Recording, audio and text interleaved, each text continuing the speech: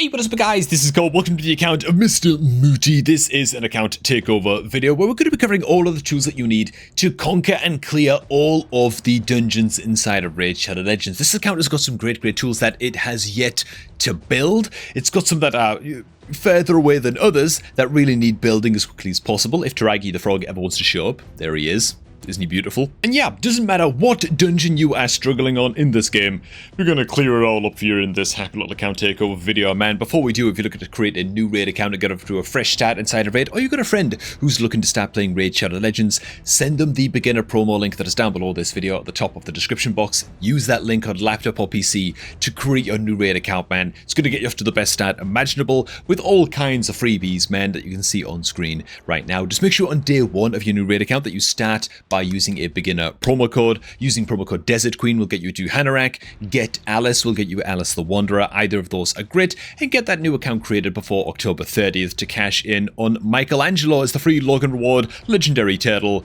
Limited time only on that. Okay, man. Let's waste but all time and get straight into this, man. With good old Ice Golem's Peak as dungeon number 1. What tools do you want to be bringing to Ice Golem? Real quick. My wondrous and beautiful wife is going to pop all of those texts above my head right now, man. All the tools that you want to bring: decreased attack debuff, increased defense buffs, ally protection buffs, a little bit of AoE healing. All of the defensive tools are absolutely key to bring into Ice Golem's Peak. First and foremost, prioritize those. Poison and or HP burn debuffs are going to be very effective for you as well as block revive. Now, Mr. Mooty's account here is currently stuck on, well, it's a 9-minute clear on stage 18, so I can't imagine that this is a very efficient clear, and yeah, it's pretty obvious as to why we are stuck on this stage. If this is the team that we're using into Ice Golem, I haven't actually checked this, by the way, then I'm concerned. This is a lot of AoE damage, and we're not using any team presets. Against the Ice Golem boss, you've got to be very careful about bringing big AoE damage in the final fight against the boss and its sort of Ice Soldier minions. Why? Because of this passive right here, right? Frigid Vengeance. Attack all enemies one time whenever Ice Golem's HP drops below 80%, 60, 45, 30, and 15%. This attack will revive dead allies. This attack also, this is important, this attack will also ignore 50% of all of your champions' defense for each living ally, okay? Means you got to get those Ice Soldiers dead against Ice Golem before you get it below these HP thresholds. Otherwise, it's going to counterattack in and smack the taste out of your mouth, and it's going to be horrible. It makes AoE damage in this fight very dangerous to bring, because you might just knock the boss down below these thresholds when you're not ready. Should also mention as well, poisons and HP burns are so good into this fight, because if a poison or an HP burn is the damage that drops the boss below one of these HP percentage thresholds, it will actually not trigger this Frigid Vengeance passive, and the boss will not counterattack in with this passive. So that's why the burns and the poisons are so good. This right here, a much changed team, is the team that I would look to run into Ice Golem on this account. Using the Freya as the aura lead. An ally defense aura is a very good aura to bring along. Speed would be pretty good. An HP aura would be pretty good as well. Defense percent on the Freya, I mean, it's a no-brainer to bring along the Freya in this squad. She's going to bring debuff removal, as well as an increased defense buff and some AoE shields. Yeah, just a very good champion to bring for survival into this dungeon. We've got the luxury of choice of a Freya on this account, man. We've also got the Thor. I'm going to leave him in the team just because he's so bloody good against the waves, but against the boss itself, gone into the team presets and disabled his A3 and his A2, because they just hit too bloody hard, okay? It's too much attack all enemies, it's too much AoE damage. We're going to be triggering way too many counterattacks from the boss. We do not want to deal with that. What is going on with you cats? Luna, stop bashing your sister. Cats raging at each other, man. They're doing fine. They love each other, really, I swear. Next up, we've got Michelangelo, which, of course, most people are going to have access to on other accounts, at least the time that I'm shooting this video. This is a great champion to bring it along into Ice Golem. Why? Brings the decreased attack, man. Nice, reliable decreased attack debuff. It's on a 4-turn cooldown, but that's okay. It's 100% land rate. Also brings leech, some team healing as well. Is great. And just having the decreased attack debuff and a nice reliable source like this on one of our champs is going to be massively helpful for us. Also brings decreased defense. This is fine. It's just going to speed up the clear more than anything. And yeah, Michelangelo's going to be a good source of damage for us in the dungeon as well. Taragi the Frog. great option to bring along. Provoke against the waves. He's not booked and stuff on this account, and so I'm going to be testing this team on my own main account so you can see it in action. I'm going to be doing that with all of the teams, by the way.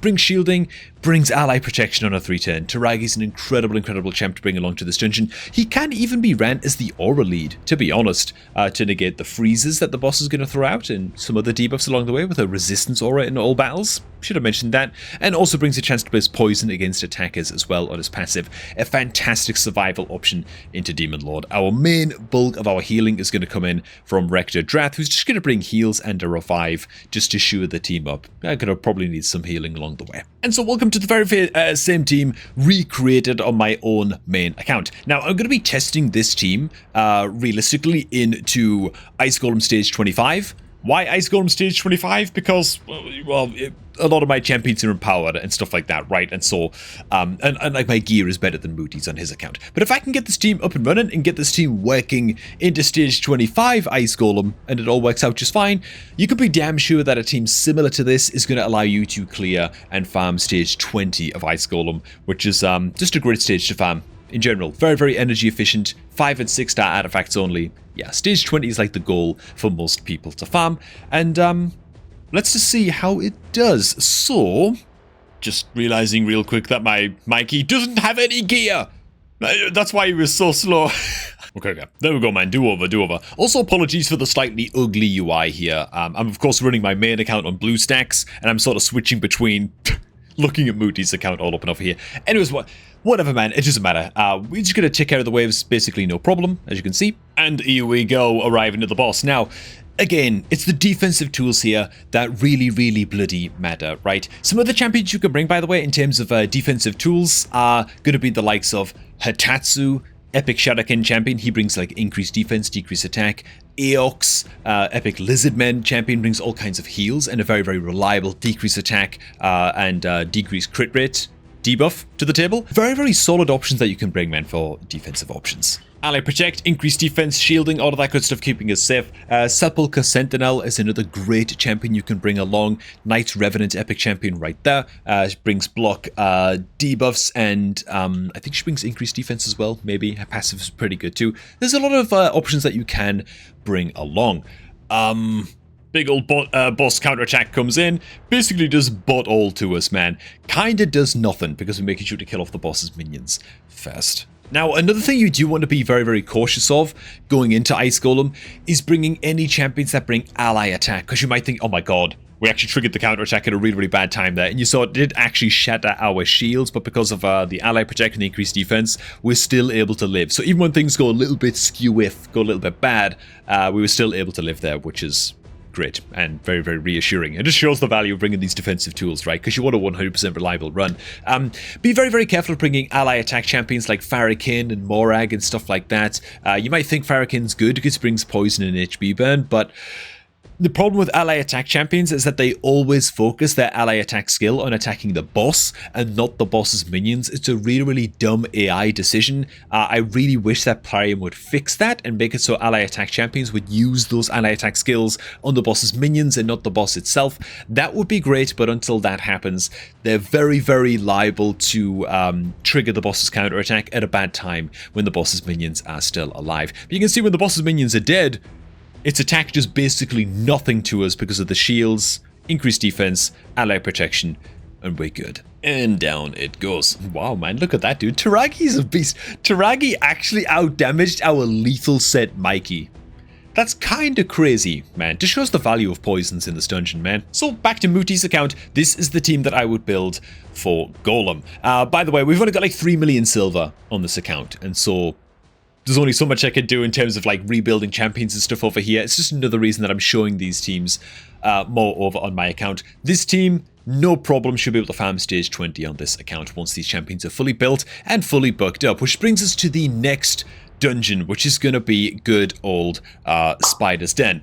What tools do you want to bring into Spider's Den? Well, they're going to be popped up above my head right now. Increased speed becomes very, very crucial here, as well as decreased speed against the boss. You're going to be moving as fast as possible compared to the spiders and the spiderlings as much as you possibly can. Decreased 10 meter against the boss is also going to be crucial. You then need either a crapload of wave control to control all of the spiderlings, or a crapload of AoE damage and wave clear to just clear all of the spiderlings on repeat. And then things like HP burn and enemy max HP damage are going to be great for actually getting the boss dead. The team that we're currently running into Spider's Den, I have no idea what it currently looks like.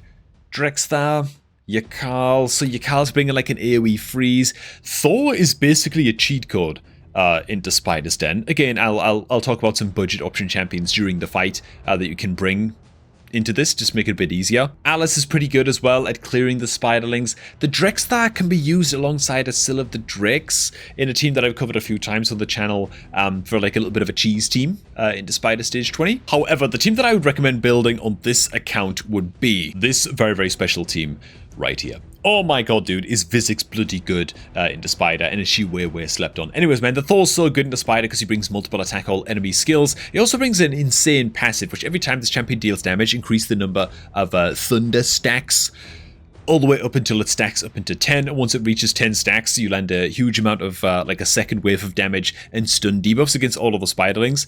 Thor's a bit of a cheat code. He's a bit of a cheat code, so that he's the only damage dealer that you need to bring to the fight. As long as your Thor's moving fast enough and you've got like good increased speed boosters and stuff on the team, which we do with Apothecary. Apothecary's not the best speed booster, but we're using him for now just because he's level 60 on this account. Your Thor can kind of take care of the spiderling job completely on his own, which is crazy as hell. Freya is going to be on the team just to keep people alive for any of the spiderlings that do get to attack on through. It shouldn't really happen often. She also brings block debuffs against the poisons. She's going to work out just fine on this team. It's not really a role that I'd consider mandatory to bring along. If you don't have a Thor, you might just want to bring 2 AoE damage dealers instead of Freya and Thor in this kind of situation, and just AoE the crap out of the spider. Cold Heart's going to be incredible for us. We only just pulled her recently on this account, so she's not even booked yet, but I'm still pretty sure it's going to work out. She brings a huge 10 meter decrease by 100% against the boss, which is crazy, and it also deals damage based on enemy max HP, and so that's going to be great for damage. As for the Vizix, what the hell is she doing on the team, right? She's got her A2 and her A3 disabled in this team. She's just spamming the A1, bro. That's it. You could replace the Vizix with literally an Armiger in this team, by the way. The uncommon champion Armiger, and just have him spam his A1 as a 10 meter control.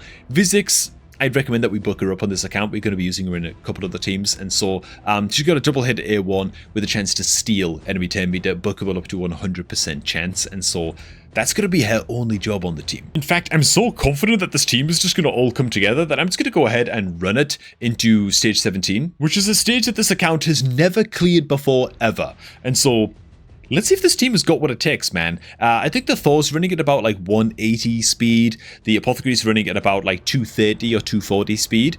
So not like crazy speed numbers there. And you can see, by the way, the Thor's only got like 150% crit damage on this account. This is not a mega high damage Thor. He's just that much of a cheat code into the dungeon because his passive triggers that second extra attack because he reaches max thunder stacks so quickly. And so he's very, very good at just taking care of all of the spiderlings completely on his own. As for the Cold Heart, she's already destroyed the boss's 10 meter once. The Vizix is going to do nothing but spam the A1 and take care of the boss's 10 meter. Again, the Vizix could be an Armiger in this kind of situation and basically achieve the same goal. The Thor's also got some 10 meter decrease on his A1 as well, which is just ridiculously nuts. And while the spiderlings do get some attacks through, the Freya's shields are basically going to keep us hale and healthy until the Thor can get off his AoE all over again. And so, stage 17 here, never been done before in this account.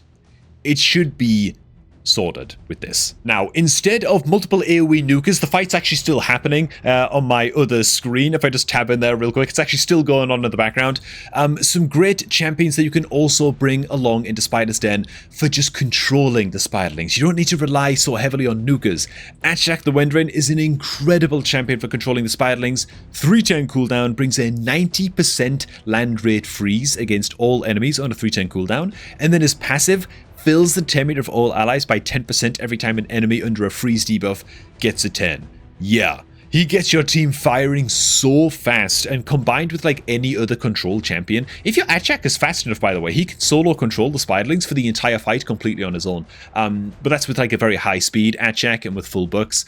You can run Atchak alongside basically any other control champion. Esil of the Drakes. You can head on into the Dark Elves faction. Another incredible champion for wave control is Sylar, 4-turn cooldown, AoE decrease speed, decrease the turn rate of all enemies by 40%. She can be one of your crazy good wave controllers. I'm actually going to do a dedicated video very soon, man, talking about all of the cheat code champions into Spider and actually showing them in action as well. But there are a lot of champions that just bring very good wave control that can do this job. Of the Barbarians faction, Huskarol is another of these champs. 75% land rate stun on a 3-turn cooldown on his A2 makes him incredible for the job of controlling the spiderlings, and so you can mix and match multiple AoE nukers to take care of the spiderlings, and they're going to be very powerful AoE nukers at that, or you can throw in a couple of just AoE wave control champions and achieve a very similar effect. Let's see how the fight is going. It looks like the Thor's taking care of business for us because he's such a bloody cheat code, and so let's just fast forward in this fight a little bit. Alright,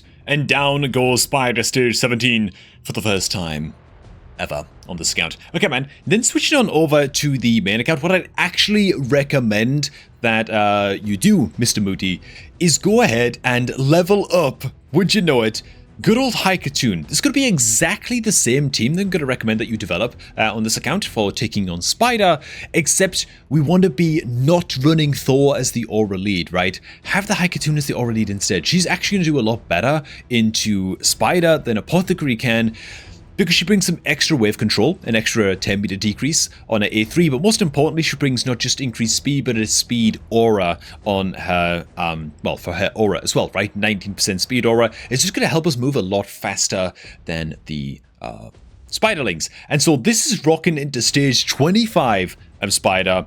This is, oh, for God's sake, let me just stop this. Of course, stage 25 for Spider, way higher speed requirements. The boss and the spiderlings are moving much faster, and so that's why I'm testing this team into stage 25. This team will certainly work into stage 20 and do just fine. All of these champions are booked and all of that, which, you know, I recommend that we do book the Coltad and the Vizix on Mr. Mooty's account, and the team is going to function in basically exactly the same way. I don't need to show the full run. I'll just show us getting the kill, frankly, because, yeah, it's just the same clip as before, just with a Haikatoon. And again, by the way, if you don't have Thor, you don't have Freya and stuff on your account, do stay tuned. Maybe like 5, 6, 7 days after this video goes up, I do plan on eventually getting to a much more in-depth kind of cheat code champion checklist for Spider's Den in specific. I know it's like a big problem dungeon for a lot of people, and so I want to give it some real extra attention in the coming week. Alright, now there you have it. The fight's basically bloody over, right?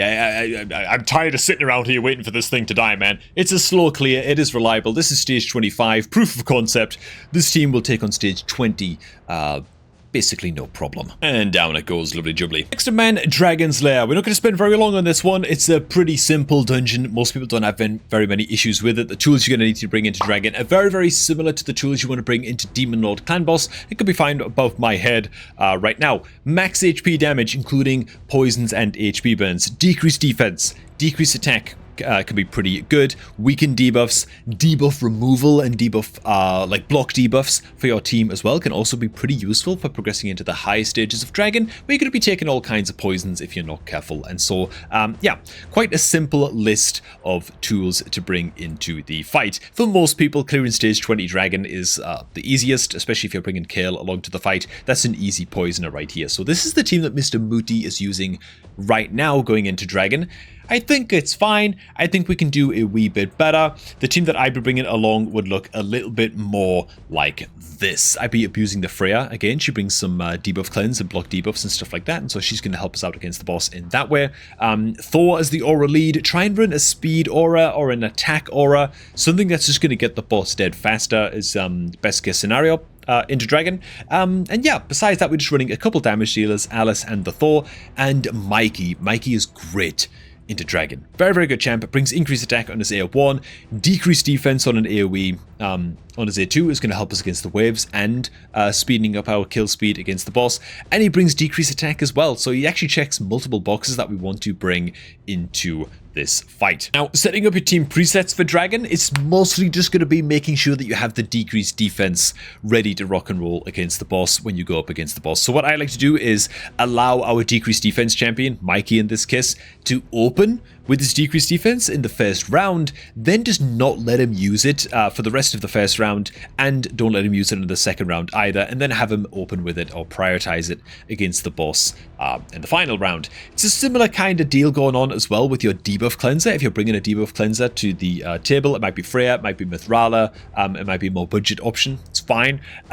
Just make sure that you have it ready to use as the opener against the boss. If it's a block debuffs champion, you might want to have them if it's a debuff removal champion, you might want to have them do something like open with their A1 and then prioritize their debuff removal. It just depends on how fast they're moving compared to the boss and stuff like that. You could just watch your runs and see when you need to come in with the cleanse against the potential boss's poisons. But for the Freya, I'm pretty sure that the open is going to be fine, looking at something like this. And yeah, we just don't let her use her debuff removal or block debuffs in the round before the boss. And so I've loaded up exactly the same team on my main account. Once again, this is going into stage 25 of Dragon, which is notable because the Thor and the Freya are actually weak affinity into stage 25 Dragon, so I have no idea how this is bloody gonna go.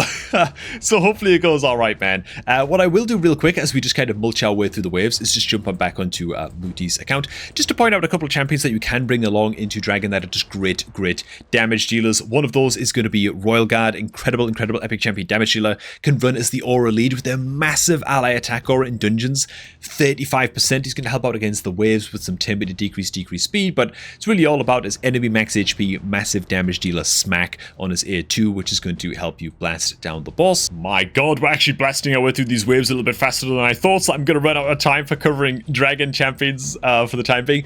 Basically, any poisoners are going to be great. HP burners are going to be great.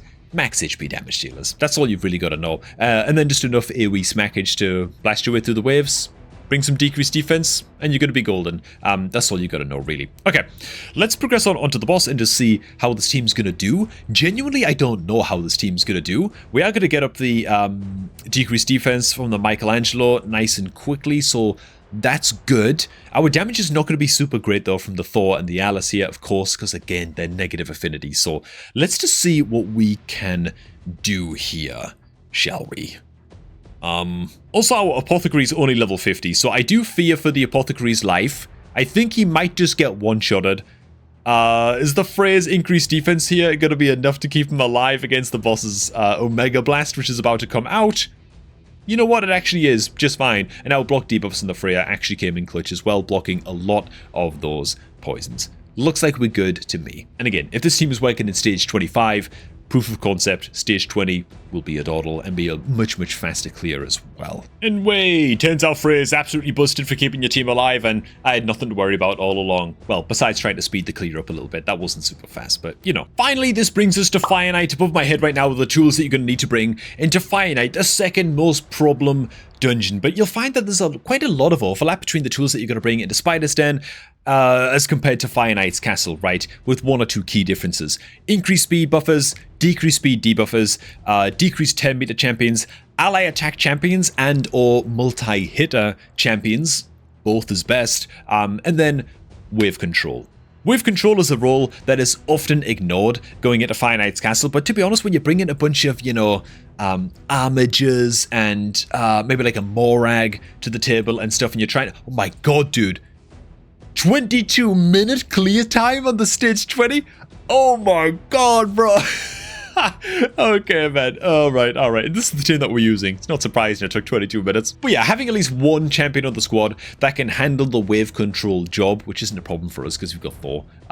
But having at least one champion that can handle wave control job and just get your 10-meter controllers and your multi-hitters and your ally attackers to the boss safely can be very, very crucial indeed. So this is the team that we're currently running. Into Fire Knight. Drexlar's not bad, got a triple hitter on his A1. Apothecary is very, very good because of the triple hitter on his A1 and because he also brings increased speed. One of the better support champions in this game that you can bring. To Fire Knight, Thor is, again, going to be another cheat code that we run in here because he brings double hitter A1 with a chance to decrease enemy 10 meter, and he's great for blasting down the waves as well. So, yeah, Thor's just great. This would be the team, however, that I would be running instead. Oh, the squad, man. Look at these boys. Oh my god, incredible. Actually, most of them are girls, but you know what I'm saying? We're going to be running the Morag in this team. Y brings a double hitter A1, and she brings an ally attack skill on her A3. She's an epic champion. Nice and easy to build. Doesn't require accuracy. Yeah, just a great champ. She's just going to be useful for helping us blast down the initial shield stacks that are on the boss. And so, yeah, every single champion on this team has a multi-hitter A1 as well. Cold Heart, ungodly good. Quadruple hit on her A1. And then, of course, that huge 10-meter decrease as well on her A3. We're going to be running Physics in this team as well. Physics is a cheat code champion into Fire Knight, right? Incredibly good into Fire Knight. Double hitter A1, brings that 10-meter steal, same as Spider, except this time she's also going to be getting huge use out of this 3-turn cooldown provoke, and even the ally protection, the decreased speed on her A2 as well. She is going to be our wave controller. She's going to be our babysitter champion, looking after the team and keeping everybody safe and just getting us to the boss nice and safely, right? If you got Physics on your team in Fire Knight, bro, everything else feels very, very interchangeable. Like Physics plus Morag, you can just throw like Haikatune on this team instead of the Apothecary as like the aura lead as well. And then like basically anything else, like an Armager, you know, like very, very budget option champions and do just fine. Physics, Morag, Haikatune could be the backbone of your team and do just fine. This is the team though that I suggest we run. And so once again, this is exactly the same team recreated on my own main account, right? Where the Thor, we're only going to be allowing him to use his A1 against the boss. The Physics, we're going to have her open with her A1 and use that for most of the fight, but I also want to allow her to use a decreased speed debuff against the boss as well at some point, because that is an important debuff to land. The Cold Heart, I'm kind of fine to just let her do whatever the hell she wants. She is the slowest champion on the team, so we shouldn't need her to open with her A1 necessarily against the boss. I think she's actually fine to just open with her 10-meter control right away, and so I'm going to go ahead and disable her 10-meter control against round 2 just to guarantee that it's going to be ready. This is the setup for the Morag as well, making sure that she has the ally attack ready to use right away against the boss, and so let's just run it. Let's not make it a super raid though. And so taking care of the waves should be absolutely no problem. Huge provoke comes in from the Physics straight away, and I've got the Physics also set up so that she will not use that provoke again against this wave. She'll open with the provoke, but then she's not allowed to use it again until wave 2. And that's just in case it takes us a while to get the wave dead. And we just want to make sure that we have the provoke ready to use nice and quickly against the second wave. And it looks like that's just about going to work out for us here. She comes in again with the provoke. And this just makes so that if you don't have the Thor on your team to just blast down all the waves like this and take care of business very, very quickly, it doesn't matter. The Physics, the babysitter champion, is going to look after your team, right? So if this wasn't a Thor, this was like an Armager on this team instead, it would take us way longer to get these waves dead. And so having something like the Physics on the squad to look after everybody is a big, big deal, man. Get straight into the boss. The Morag's going to open up with the ally attack very, very quickly. That's going to come in just a second. The boss's shields is just going to absolutely evaporate because we've got so many multi-hitters on the team. And then bam. Okay, it was actually a bit risky to open up with the Cold Heart's A3. That could have went bad for us if the ally attack didn't land on her quite right, you know. So that was a little bit dumb, but we'd fix that by just making the Cold Heart open with their A1 and then prioritize the A3 in future runs, you know. But yeah, this is stage 25 Fire Knight, so it's very, very fast. I'm hoping that we've got enough 10-meter control now to take care of business here. The Thor's going to be helping out with that as well. Again, the Thor could be an Armager. This team would work exactly the same way. And yeah, got up the decreased speed debuff. Huge 10-meter control coming in from Coldy. You can see that the boss is just never going to get a 10, and we're good to go. And needless to say, when this team is fully built out on Mooty's account, we're going to have a stage 20 clear, not stage 25, just a stage 20 clear down a lot faster than 22.5 minutes, man. So, yeah. And cool. Down it goes in just a sec. The ally attack gets the kill in 2.5 minutes. And so there you have it, man, Mr. Mooty. These are all of the teams as you can see them on screen right now. And this can give you an idea as to which champions you want to be looking to book up next on your account. The Thor's, of course, already fully booked up. The Michelangelo is going to be a big deal to get him booked up as soon as possible. The Taragi the Frog is a big high book priority for the Ice Golem team, as well as the Demon Lord Clan Boss team, which we'll be getting to that in, well, either a future video if it's not already up. Doing multiple videos for this account takeover. Also, the Vizix is going to get use in multiple teams as well. Mostly as a 10 meter / wave controller, and so I would also massively, I consider her a very big priority to get her leveled as well. And the Cold Heart, obviously. I know we just pulled her recently. We've got to get the Cold Heart booked and leveled up to 60 as quickly as humanly possible. And yeah, should give you an idea of what kind of champs to look out for and build on this account, man, for conquering all of those dungeons. Hey, man, I hope you guys found this video helpful. If you're a beginner player out there, you feel like I missed any tips that might help out beginner players into these dungeons, go ahead and plop them down below in the comments, man. And if you'd like to start off a new raid account, make sure to get that done by using the beginner promo link that is down below this video at the top of the description box, and use that link to create a new raid account for all of the free stuff that you see on screen right now. And I'm going to catch all of you all just a tad bit later, man.